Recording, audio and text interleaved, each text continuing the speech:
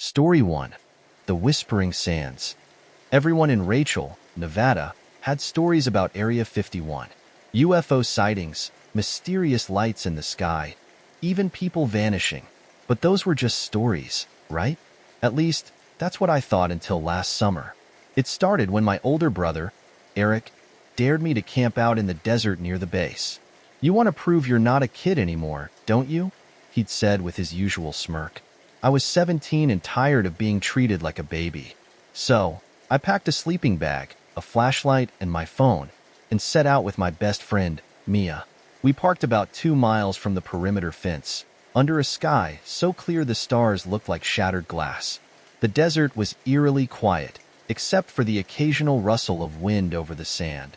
We set up camp, joking about spotting aliens, but deep down, I was nervous. Around midnight, we saw the lights. At first, they were faint, small, flickering dots on the horizon, but they grew brighter, hovering low over the desert, moving in perfect synchronization. "Drones," Mia whispered, though her voice trembled, but these weren't like any drones I'd ever seen. They made no sound, and their movements were too fluid, too precise. Then, the whispers started. It wasn't the wind. It was voices, soft, urgent, unintelligible, coming from the direction of the lights. Mia grabbed my arm, her nails digging into my skin. "Do you hear that?" I nodded, my mouth dry. We tried to pack up, but the lights suddenly shot toward us, stopping just above our heads.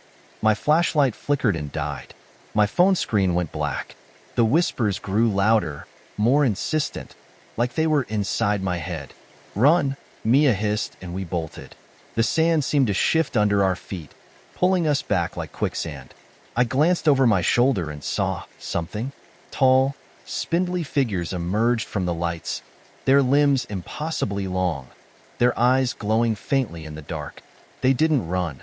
They glided, closing the distance between us effortlessly. Mia tripped, and I stopped to help her. But when I looked up, the figures were gone. The lights had vanished too, and the desert was silent again. We stumbled back to the car, hearts pounding. We didn't say a word the entire drive home.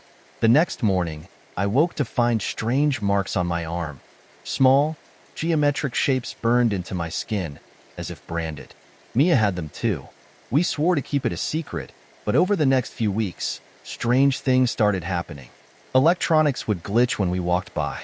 We'd hear whispers at night, even when we were alone. Eric laughed it off, saying we were just trying to scare him.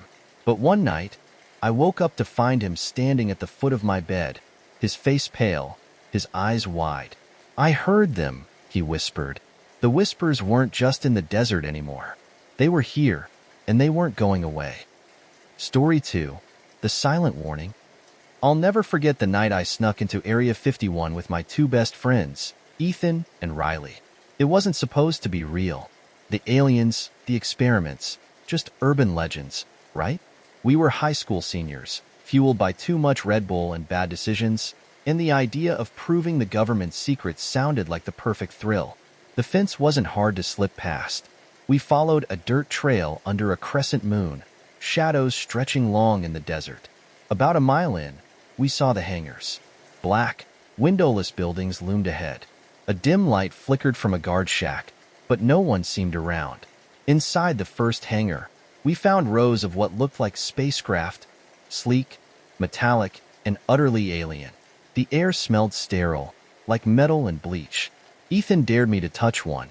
When I did, the surface felt warm, almost alive, like it was humming beneath my fingertips. Then we heard it, a low, guttural growl.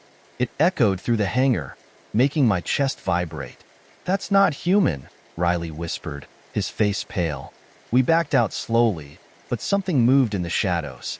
A figure emerged, a creature with elongated limbs, black eyes reflecting the moonlight. It moved unnaturally fast, its body twisting in impossible angles. Ethan screamed and bolted. Riley and I followed, our breaths ragged. We made it to the fence, but Ethan wasn't with us. When we turned back, we saw him standing still, staring at the creature. He didn't scream again. He just dropped to the ground, motionless. The next morning, Ethan was back in school, acting like nothing had happened. But his eyes were different, empty. He didn't recognize us anymore. And when we tried to talk about that night, he just smiled and said, "You shouldn't have seen it." We moved away after graduation, but sometimes I still see his face in my dreams, black eyes staring at me. And sometimes I swear I hear that growl outside my window. Story 3. The Forgotten Road. We were just looking for a shortcut. I swear. Me, Sophia, and Ryan had just left a party, and we were trying to get back to town before curfew. Sophia's GPS led us down a dirt road labeled Restricted Access. Ryan laughed, "Probably Area 51. Let's go." The road stretched endlessly under the night sky. The stars were brighter than I'd ever seen, but the deeper we drove, the more they disappeared. It was like the sky itself was closing in. Then, the car died. No warning, just complete silence. Even the air felt heavier. Sophia's phone had no signal, and the GPS was frozen. That's when we saw the lights, blinding, white beams scanning the road behind us. A low hum grew louder, vibrating in our skulls. A massive triangular craft hovered above us, silent except for the hum. Ryan got out yelling, "It's just a drone. Don't be scared." The light engulfed him, and he vanished. Just like that. Sophia screamed, and I pulled her back into the car. The craft circled above us, its light scanning the ground.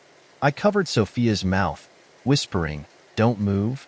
Hours later, the car started again, and the craft was gone.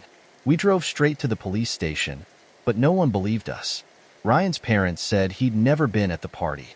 I know what I saw, but every night I wonder, what happens when the craft comes back for us?